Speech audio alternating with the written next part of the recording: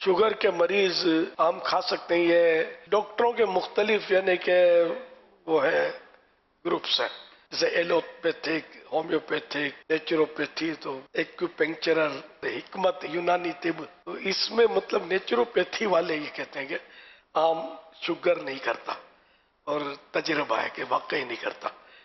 لیکن یہ کہ میں یہ نہیں کہوں گا کہ اب آم بھر بھر کے کھاتے جائیں، یعنی یہ ان کی طرف سے دعویٰ ہے جو مجھے صحیح لگا، مطلب اگرچہ بھرپور طریقے سے میں نے ٹرائی نہیں کی، لیکن مجھے تجربہ ہے اس کا کہ شوگر اس میں بڑھتا نہیں ہے۔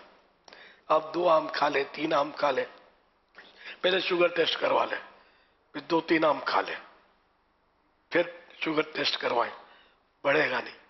اس دعوے میں صداقت دیکھی ہے میں نے کسی حد تک، بلکہ ان لوگوں کے ہاں تو پھلوں اور سبزیوں کے ذریعے شوگر ہوتا ہی نہیں ہے۔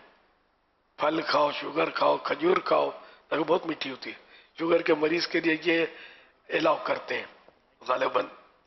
لیکن بہرحال جو بھی اس طرح کے کام ہے نا، یہ ڈاکٹروں کے مشورے سے کرنے چاہیے، ایسا نہ ہو کچھ کا کچھ ہو جائے۔ صلو علی الحبیب صلی اللہ علی محمد۔